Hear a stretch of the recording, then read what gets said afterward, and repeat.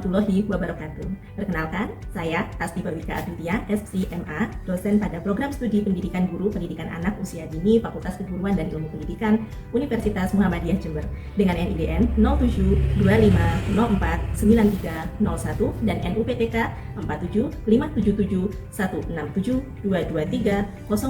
475771672230282. Sebagai dosen, saya memandang pembelajaran bukan hanya sebagai proses menyampaikan pengetahuan, tetapi sebagai proses mendampingi mahasiswa untuk membangun pemahaman, mengembangkan kemampuan berpikir kritis, dan menghubungkan teori dengan realitas pendidikan anak usia dini di lapangan. Video ini disusun untuk memenuhi unsur pengajaran dalam proses sertifikasi dosen. Video ini memuat pemaparan mengenai pelaksanaan pembelajaran serta rekaman proses perkuliahan yang memperhatikan 3 unsur utama, yaitu penyampaian materi atau delivery, interaksi antara dosen dan mahasiswa atau interaction, serta proses penilaian pembelajaran atau assessment.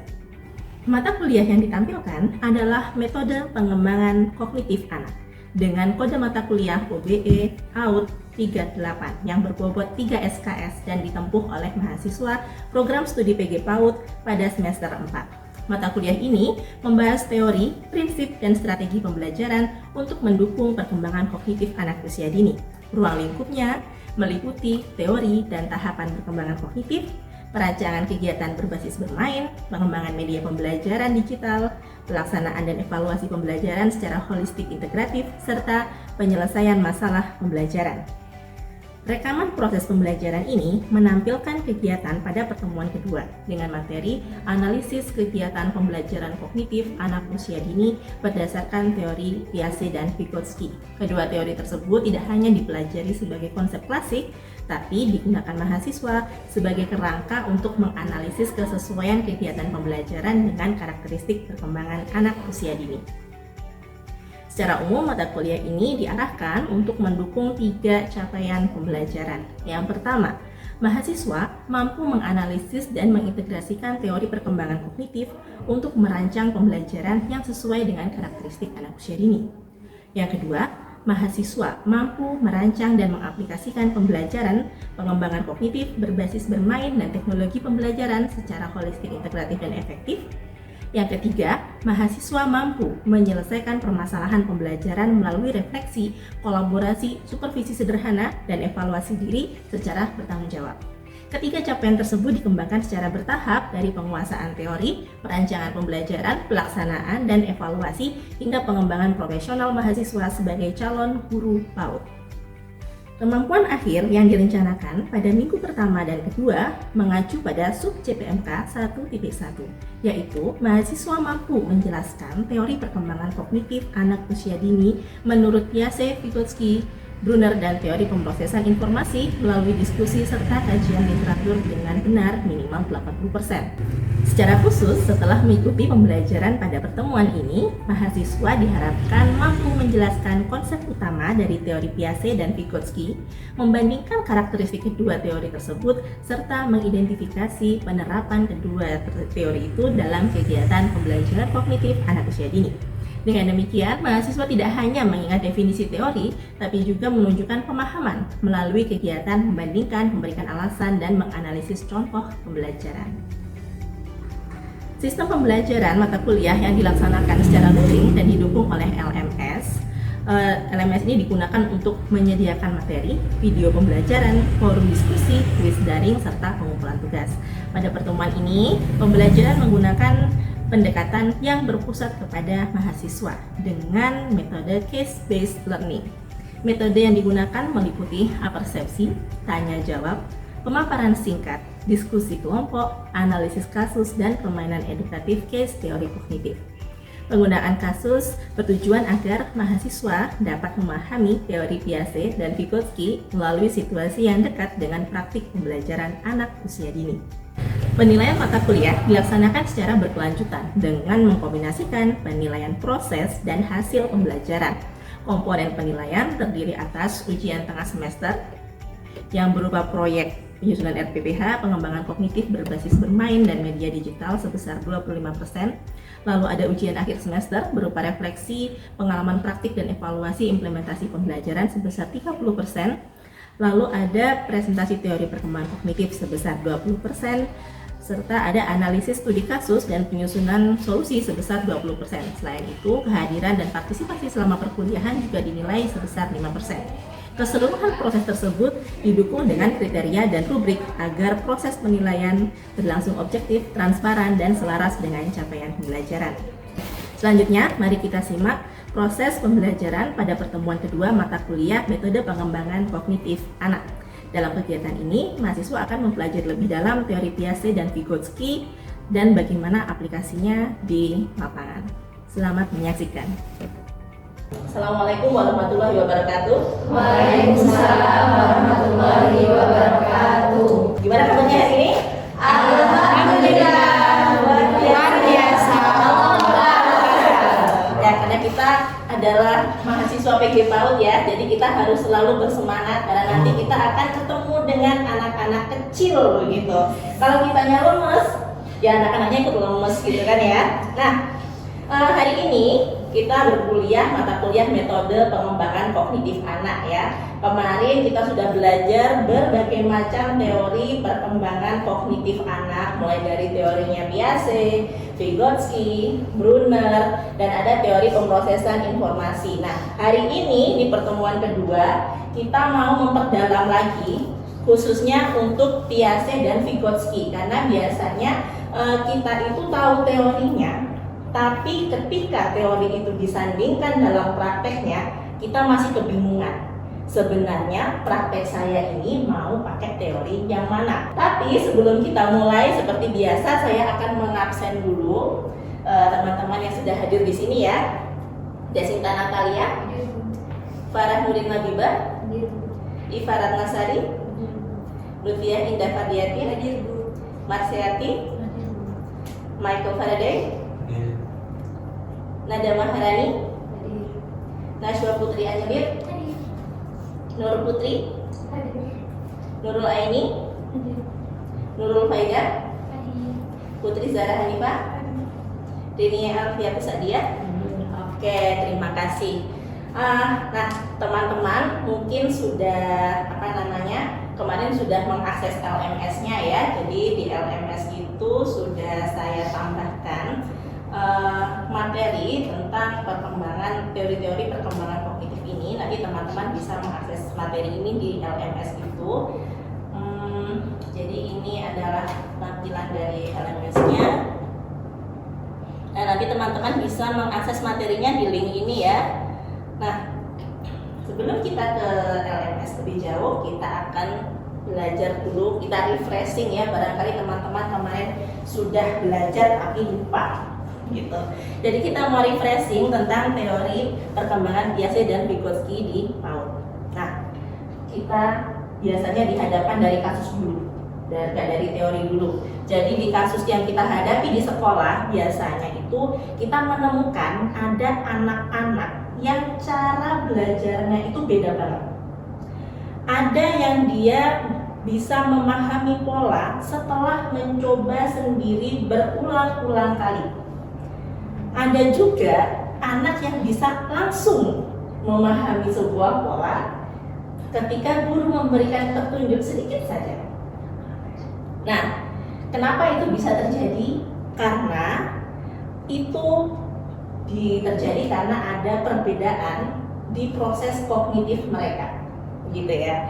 Jadi anak-anak itu dari mereka bayi sampai mereka tumbuh besar, mereka itu sebenarnya sedang membangun pola pikirnya. Dan cara mereka memecahkan masalah, cara mereka belajar itu dipengaruhi oleh bagaimana kognitif mereka dibangun. Bisa jadi mereka belajar secara mandiri dan bisa juga mereka mendapatkan bantuan dari luar. Bantuan dari luar bisa dari guru, bisa dari orang tua, bisa dari temannya, bisa dari siapa saja yang ada di sekitar anak itu, bahkan dari lingkungannya sendiri. Gitu. Nah, hari ini kita akan belajar 3 hal ini ya. Jadi yang pertama kita akan belajar menjelaskan, kita mengingat kembali dari minggu kemarin kita belajar teori, kita belajar lagi ide-ide utama dalam teori-teori perkembangan kognitif di PAUD. Lalu yang kedua kita akan membandingkan 2 teori dulu, yaitu kita memandang perkembangan anak dari lensa teori Piaget dan teori Vygotsky. Lalu yang ketiga, kita akan belajar menganalisis ya. Nanti kita akan ada games sederhana begitu ya. Kita akan menguji dalam kasus-kasus yang muncul, nanti teori mana yang bisa diaplikasikan, yang merefleksikan dari kasus itu. Nah, kita refreshing dulu dari konsep utamanya, dari apa itu yang namanya kognitif. Kognitif itu adalah cara anak untuk memahami dunianya. Jadi anak itu kita nggak bisa label hanya sekedar pintar begitu ya, tapi mereka itu otaknya itu seperti mesin yang bekerja setiap hari, bisa jadi tanpa henti. Nah, jadi kalau di PAUD biasanya kita fokus di 4 kemampuan kognitif ini. Jadi ada kemampuan untuk mengamati, untuk mengingat, mengelompokkan atau mengidentifikasi, dan juga memecahkan masalah. Nah, kemarin kita sudah belajar tentang Piaget. Jadi kalau Piaget itu singkatnya, anak itu membangun pengetahuannya sendiri. Jadi dia tidak bergantung pada orang lain. Misal nih, kayak saya nih ya ngajar di depan, saya ngomong berbusa-busa seperti apa, kalau teman-teman nggak pengen belajar, teman-teman nggak akan nangkep apa yang saya sampaikan, karena tidak membangun pengetahuannya sendiri. Nah, makanya Piaget percaya bahwa anak-anak itu belajarnya secara aktif, di mana anak memahami sesuatu itu melalui proses dia itu mencoba, menyentuh, memindahkan, dia menemukan caranya sendiri secara langsung. Jadi ada yang namanya hands-on experience, pengalaman belajar langsung.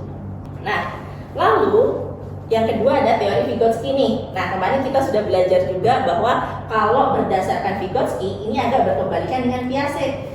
Vygotsky menekankan bahwa anak belajar itu melalui orang lain. Ada bantuan orang lain di sana. Kalau Piaget tadi kan anak tuh sendiri gitu kan. Kalau Vygotsky dia merasa anak itu belajarnya harus ada bantuan supaya dia bisa mencapai perkembangan yang optimal. Nah, di sini Vygotsky menekankan pentingnya interaksi sosial antara anak dengan orang-orang di sekitarnya. Jadi ada faktor bahasa, ada faktor gurunya, temannya siapa, lingkungan dan budayanya anaknya itu seperti apa, dan itu adalah alat utama yang dapat membangun pemahaman anak mengenai dunia. Jadi anak misalkan ya, dia dibesarkan di Indonesia dengan anak yang mungkin dibesarkan di Amerika, maka dia pengetahuan tentang dunianya pasti akan sangat berbeda, karena di sana ada perbedaan budaya, minimal aja deh dari bahasanya. Nah, lalu di sini kalau di teorinya Vygotsky kita ada yang namanya bantuan bertahap atau scaffolding. Jadi guru bisa memberikan bantuan penuh saat anak itu kesulitan. Ketika si anak mulai mampu, bantuan itu mulai dikurangi. Nah, ini kemarin kita belajar tentang ZPD, di mana sebenarnya bantuan ini adalah untuk membuat anak itu belajar secara optimal di zone of proximal development mereka. Artinya ada sebuah area di mana sebenarnya anak tuh bisa sedikit di-push gitu ya untuk belajarnya. Jadi kalau mereka belajar sendiri itu skillnya sekian, kalau mereka dibantu orang lain, skillnya bisa lebih naik. Nah, ini perbedaan ini adalah ZPD. ZPD-nya itu di situ. Oke. Nah, jadi ini adalah ringkasan dari perbedaan antara teori Piaget dan teori Vygotsky dalam melihat kemampuan anak-anak secara kognitif gitu ya. Nah, ini akan saya skip karena kemarin kita sudah mendalami soal ini. Nah, sekarang kita akan mulai gamesnya. Nah, jadi di sini kita akan memainkan games detektif teori kognitif begitu ya. Jadi teman-teman di sini akan berperan sebagai detektif.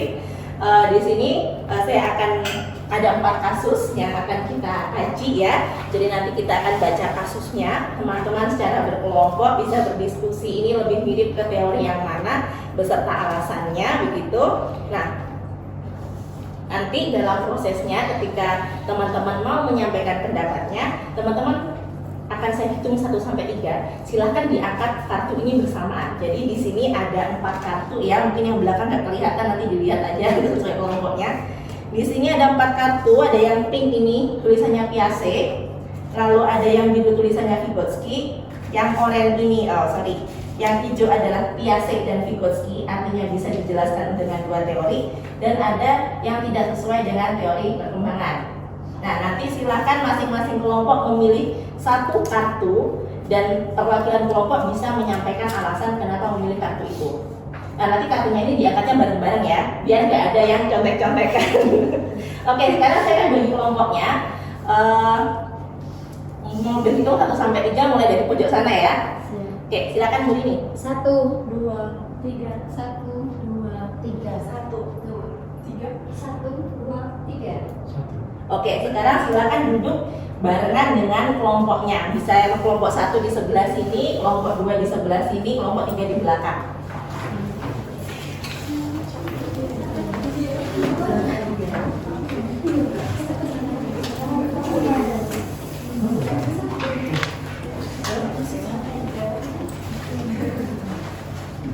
Ini untuk kelompok 1, ini untuk kelompok 2, kelompok 3 ini. Oke. Oke, udah siap semua? Siap. Baik, kita mulai ke pertanyaan pertama. Kasus 1, tutup botol. Nah, jadi dalam sebuah kelas, anak diminta mengelompokkan tutup botol berdasarkan warna dan ukurannya.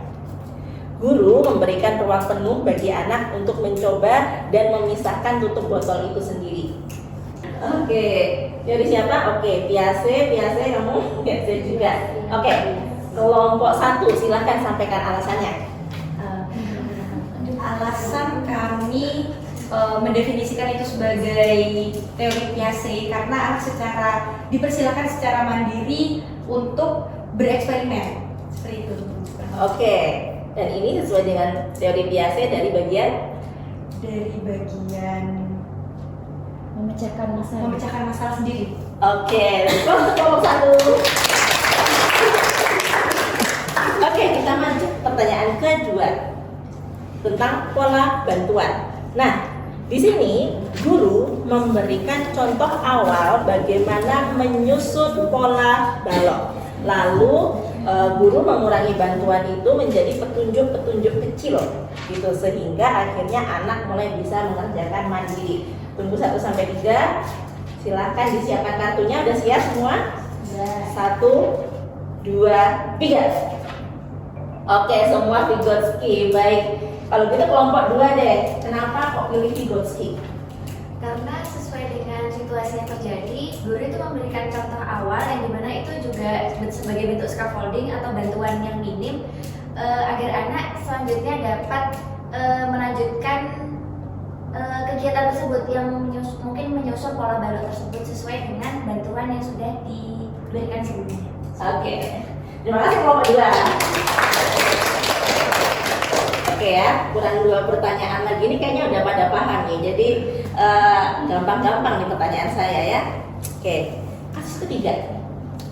Anak bermain peran toko-tokoan. Nah, anak yang lebih mahir dia menghitung, dia membantu temannya yang belum lancar berhitung untuk menghitung barang dan uangnya bareng-bareng. Nah, ini masuk teorinya siapa? Siapin dulu, udah. Udah? Siap ya? 1, 2, 3. Oke, nah ada 2 pendapat yang berbeda. Ada tim Vygotsky 2, ada tim gabungan 1. Mungkin kelompok 3, kenapa pilih Vygotsky? Karena di kasus itu kan ya seorang anak itu membantu temannya yang belum lancar untuk menghitung barang dan uang mainan bersama. Itu kan termasuk dalam teorinya Vygotsky. Oke. Jadi anak yang pertama itu memberikan scaffolding kepada temannya. Oke, jadi dia memberikan scaffolding pada temannya. Oke, ini kenapa? Pertama kita pilih Piaget dan Vygotsky karena pertama kalau yang Vygotsky sendiri itu dia kan belajar lewat sosialnya yang termasuk dari itu baik itu guru, teman ataupun bahasa yang sedang dialami yang terjadi di situ. Itu bentuk dari Vygotsky-nya. Sementara kalau dari Piaget-nya itu dia kan belajar secara mandiri lewat pengalaman-pengalaman yang baru terjadi saat itu bermain toko-tokoan. Ya. Mungkin seperti itu pendapat kamu. Oke. Benar ya. Jadi ini sebenarnya adalah teori gabungan. Jadi Angelo Vygotsky bukan salah, tapi kurang lengkap begitu. Jadi memang ini adalah gabungan dari dua teori, bahwa sebenarnya mereka ini bermain sendiri bisa loh, gitu kan. Tapi ternyata dalam proses bermain sendiri itu ada interaksi sosial di dalamnya. Jadi kita lihat dari sudut pandang Piaget masuk, dari sudut pandang Vygotsky juga masuk. Oke, yang terakhir. Nah, di sini guru menjelaskan konsep konservasi volume kepada anak usia 4 tahun. Konservasi volume itu adalah dimana kalau misalkan kita pindah ya, ada air dalam botol sama air dalam gelas, mana yang lebih banyak. Nah, itu konservasi volume ya. Nah, guru ini menjelaskan kepada anak 4 tahun secara lisan melalui ceramah. Lalu dia meminta anak ini untuk menuliskan kesimpulan dari penjelasannya di atas kertas. Nah, kira-kira ini maksud yang mana? Siapin dulu kertasnya. Kita mulai ya. 1, 2, 3. Oke, ada dua jawaban yang berbeda. Ada Vygotsky yang ini tidak sesuai dengan teori. Yang tidak sesuai dengan teori dulu deh. Kelompok mana nih? Pak Tuntung. Oke. Kenapa bisa kami jelaskan ini tuh tidak sesuai dengan teori? Karena yang pertama teori yang diberikan itu tidak sesuai dengan kebutuhan atau kemampuan anak di usia 4 tahun. Itu jauh dari pengalaman yang sudah ia punya, dan pengalaman yang ia akan punya itu jauh dari mungkin jauh dari ZPD-nya ya kan. Maksudnya kemampuannya itu jauh dari sana. Jadi kalau dibilang mau teori Vygotsky atau Piaget, dua-duanya nggak masuk karena memang dasarnya itu bukan kebutuhan dia. Oke. Yang dari Vygotsky? Dari Vygotsky kami menilai itu masih masuk ke teori Vygotsky karena masih ada prinsip ZPD-nya menurut kami itu, karena guru itu masih memberikan bantuan, kemudian anak itu melakukan misinya. Oke. Baik. Jadi di sini ada dua jawaban yang berbeda ya. Nah, ketika kita menganalisis sebenarnya Pak Guru ini berusaha menggunakan prinsipnya Vygotsky, berusaha. Tapi ternyata usaha yang dilakukan beliau tidak tepat untuk anak usia dini. Kenapa? Karena anak usia dini mereka butuh hands-on experience atau pengalaman langsung. Sementara Pak Guru ini memberikan dia kayak mengajar anak SD, padahal ini masih anak TK, ya. Nah, karena dia masih anak TK, dia butuh praktek langsung gimana sih caranya konversi itu berlangsung, gitu. Nah, jadi dari kuis ini, yang di kasus 4 ini, yang lebih tepat adalah dia tidak sesuai dengan teori perkembangan. Jadi meskipun dia niatnya Vygotsky, tapi niatnya belum dilaksanakan dengan tepat, begitu ya. Oke, nah terima kasih teman-teman. Jadi itu adalah kuisnya. Lalu saya akan mencoba merangkum ya. Jadi dari dua teori ini sepertinya teman-teman itu sudah mampu membedakan ya, meskipun ketika kasusnya mulai unik gitu masih perlu kita samakan persepsinya. Nah, dari sini sebenarnya ketika kita mengembangkan kemampuan kognitif anak usia dini, kita itu bisa memandang proses itu dari berbagai macam teori, yang mana hari ini kita fokus di dua teori itu tadi. Jadi kalau kita mau menggabungkan, di sini ada unsur Piaget, ada unsur Vygotsky, yang mana dia bisa digabung jadi satu menjadi sebuah praktik yang ideal. Di mana di realitasnya, di ruang kelasnya, di ruang kelas kita, guru pasti akan memberikan instruksi, yang mana itu pasti Vygotsky banget gitu kan ya. Nah, tapi dalam proses mereka melakukan pengalaman langsung itu Piaget banget. Makanya di sini kita sebagai guru harus bisa menempatkan diri. Kita memberikan instruksi secukupnya, lalu membiarkan anak berkembang secara organik begitu dalam prosesnya. Nanti di akhir kita bisa ajak anak untuk berefleksi apa yang sudah kita pelajarin hari ini, begitu. Oke. Nah, di sini saya akan memberikan penugasan ya sebelum kita akhiri kelasnya. Jadi di sini saya akan meminta teman-teman secara individu untuk memikirkan satu kegiatan PAUD yang favorit yang bisa teman-teman lakukan besok pagi. begitu. Nah, jadi tantangannya adalah bagaimana teman-teman bisa memadukan kedua teori ini menjadi sebuah kegiatan yang bermakna buat anak-anak. Jadi nanti silakan dituliskan nama kegiatannya apa, lalu bagaimana unsur Piaget-nya dan bagaimana unsur Vygotsky-nya. Nah, nantinya kegiatan ini teman-teman bisa kumpulkan ya di LMS. Nanti teman-teman bisa mengunggah tugasnya di link ini di LMS. Setelah teman-teman selesai mengerjakan penugasan itu, silakan nanti teman-teman mengisi refleksi teori-teori perkembangan yang sudah dipelajari di link yang di bawahnya. Nah, dari refleksi ini nanti kita akan tahu teman-teman itu sudah belajar apa dari 2 pertemuan tentang teori yang sudah kita lakukan. Oke, mungkin ada pertanyaan sebelum saya tutup? Saya izin bertanya, Silakan. tadi terkait dengan Piaget dan Vygotsky, apakah di antara keduanya itu ada ketentuan usia-usianya? Mungkin pengelompokan usia-usianya. Terima kasih. Oke, nah ini seperti yang sudah kita jelaskan di pertemuan sebelumnya ya.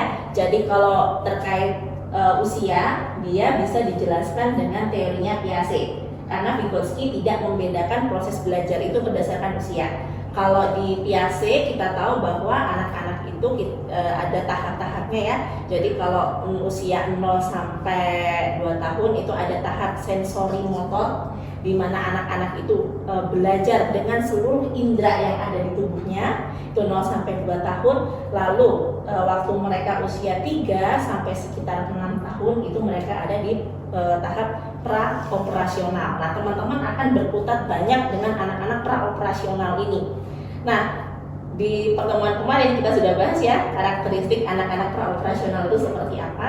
Jadi usahakan kegiatannya disesuaikan dengan karakteristik anak-anak pra-operasional berdasarkan teorinya Piaget.